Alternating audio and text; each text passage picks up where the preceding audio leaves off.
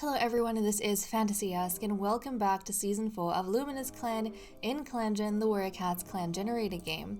When we left off in the previous episode, our little apprentice was reinforcing his family bonds, and even in the midst of the chaos that our clan is going through, was able to enjoy just being a child. And we have been making progress with him moon by moon, and now we are going to be officially taking him into the second half of his training. He is going to be turning 9 moons old in this episode, so only a little bit left before, he makes it to adulthood, and the chances of our clan reviving is going to hopefully increase. So let's go straight to the leader's den and roll our dice to see how Lupine Star is going to handle the next gathering. Okay, we got a 9 for the D10s, that's Chirp Clan, and we got a 1 for the D8, which is Offend. Let's skip a moon. With the additional focus of the clan, 3 pieces of prey and 2 herbs were gathered. Luminous Clan doesn't have enough prey for the next moon, which means that we are going to be focusing on hunting. During Chirp Clan's leader's gathering speech, they bring up a recent death in the clan. Lupine Star hurries the other leader along, reminding them that the other clans don't care. Chirp Clan relations have worsened. I feel like that is the meanest thing ever, when cats are trying to remember lost ones, and then you just don't let them talk about their memory. Not nice. Sanchel meets an injured warrior from Lai Clan who asks to join the clan in exchange for healing. So someone that we are going to send to Lightless Clan, someone who wanted shelter from maybe the outside world. It was like they were injured, maybe we found them outside the exit, and Sanchel has brought them temporarily into the Crystal River and then is helping him to find his way to the Lightless Cats. And then Tornfern found a little patch of pink poppies and decided to gift them to Highpaw. Oh my goodness, that's so cute. I love that this mother-son bonding thing is continuing from the last episode, because they were like playing around with each other and racing, and it was so cute, and now his mother has gotten him some pink poppies. So let's take a look. Green Slash, this is a cool cat. An adult male with pale green eyes, tabby coat, insecure, beloved kid sitter. But yeah, he is going to be guided to the Lightless Cats, but he is really, really cool. Potential future genetics if our clan doesn't die out. But, hi boy, so cute! With that pink poppy on his head. And actually, what this reminds me of so much is Buttercup Dusk. Do you guys remember Buttercup Dusk had a pink poppy on his fur? And now Highpaw has this pink poppy. That is so cute. And one of you lovelies was actually commenting on one of the last couple of episodes saying that it is so sad this clan has gone from having like 2 pages of cats to barely even making 2 rows within 1 page. And we were talking about how, things really did start to go downhill when Godzilla came into power, Godzilla the warmongering leader, back I think right at the end of Season 2, and then we had an Age of War in Season 3, which is when we started losing a whole lot of cats. And it's wild then that the grandson of Godzilla is the one who now holds the future of the clan in his tiny, tiny paws, because Highpaw, he is the grandchild of Godzilla. His mother is Tornfern, and Tornfern's father is Godzilla. So that is so wild how Godzilla destroyed the clan, and now his grandson is the only one who can revive the clan. And then of course we have Highpaw's only surviving grandparent, Sanchel. So yeah, Sanchel, he's still around. All of that. Sanchel, who I find very hard to imagine as a grandparent, because I don't know, in my head he's still very young, but he's not young anymore. Okay, let's go ahead and check out, let's see, what was I doing? Oh yes, all these cats seem to be going well, so we're gonna have full patrols. Well, not full patrols, but everyone who can go out is gonna be going out. Medicine cat den. Tornfern was given juniper as treatment for running nose. Tornfern gathered horsetail, dandelion, and raspberry this moon. With the additional focus of the clan, the following herbs were gathered: 1 lungwort and 1 cobwebs. Excellent. Let's check out relationships. Stonespeck and Malstripe don't start their days without one another. Stonespeck gets a bunch of cats out for morning stretches. They don't like it. Stonespeck always wants to say hello to Tornfern first thing in the morning. Lupine Star admires how brave Mousestripe is. Lupine Star, Sensual, and Mousestripe had a nice talk while eating. Lupine Star stands up for Sensual on a border patrol when confronted by another clan. Lupine Star respects Magpie Heart's opinion despite disagreeing with it. Magpie Heart wonders why Mousestripe is so pouty today. Sensual and Magpie Heart joke around about how bad the other clans smell. Sensual watches Hypor training for something and nods approvingly at his progress. Oh, that's so cute! That Sensual is looking over his grandson and is very proud of the way his grandson is conducting himself.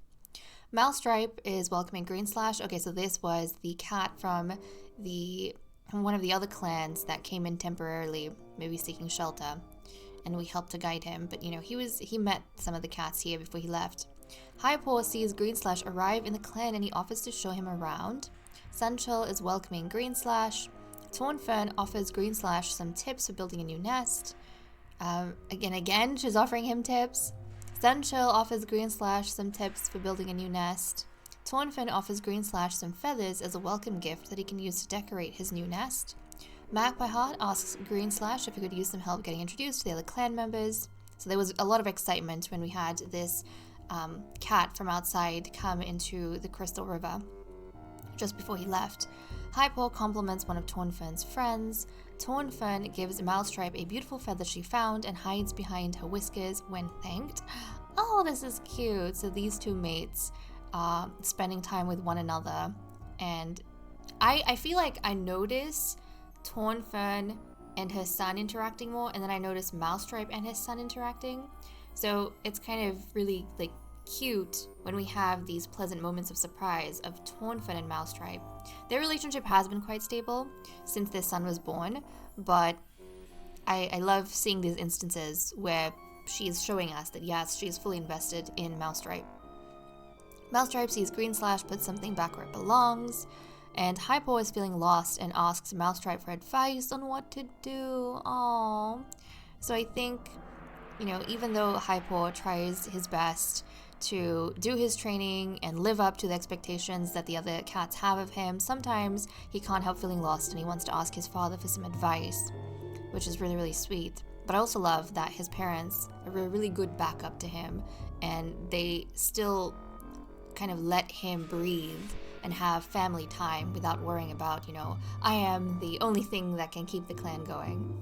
So okay, that's all we have for events. Let me cut the recording here and we'll continue with the cat list. Okay, let us resume with the cat list. First up, we have loyalties, and there has actually been a change. So guys, Stonespeck has decided that she is no longer going to be loyal to Lupine Star. And I think the way for us to interpret this is that she, her faith in Lupine Star is starting to waver, I think. That's what's happening. So, yes, she had high hopes for Lupine Star going forward, and she really thought, it would be different this time around. And Lupine Star hasn't done anything to, challenge that idea that Stonespeck had, that she would be able to handle things.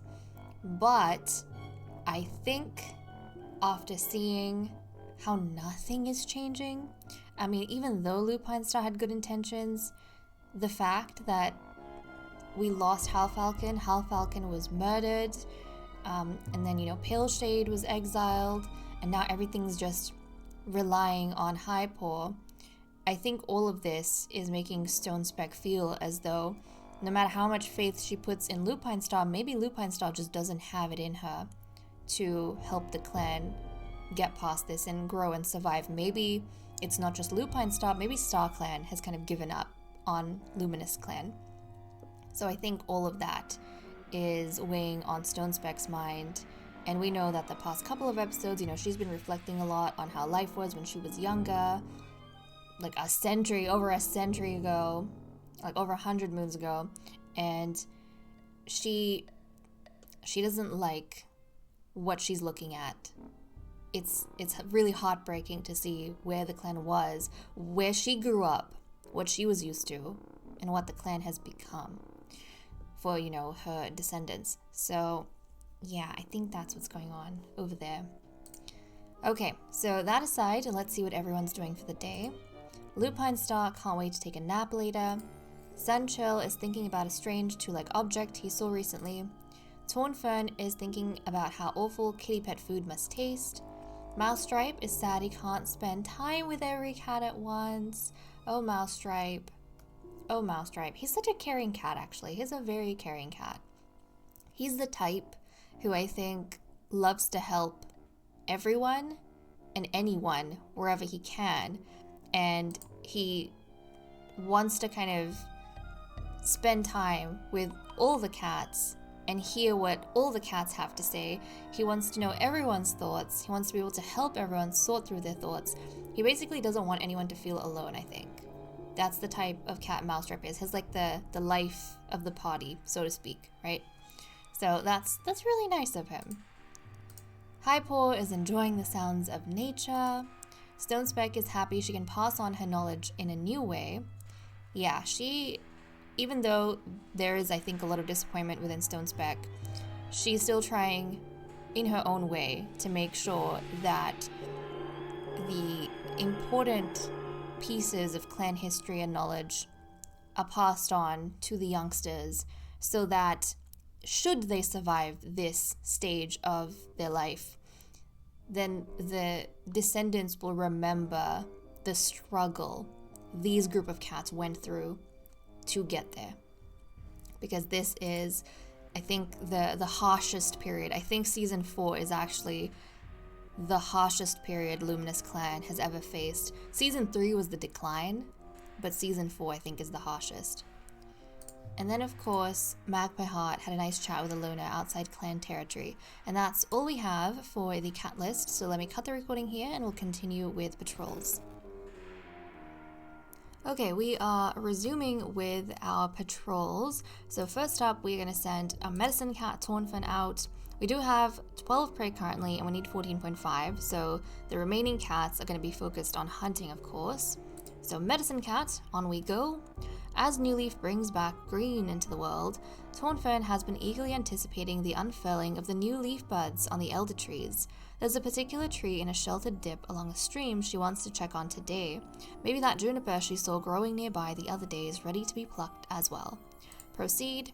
Elder leaves being used to soothe sprains and elder leaves having to be gathered in a way that risks sprains is truly one of StarClan's little ironies, Tornfern reflects. The fact that the juniper was, in fact, also where she thought it was and ready to be collected just made it that much better and easier, so she didn't have to come back to this area. Juniper and elder leaves were gathered, which is wonderful, and now we have Highpaw, Sunchurl, and Lupine Star going out on their hunting patrol. So let's see what they get up to. And I can't get over how cute Highpaw looks with that pink poppy on his head. It's too cute. The patrol comes across a bird that's occupied scratching at the ground for insects.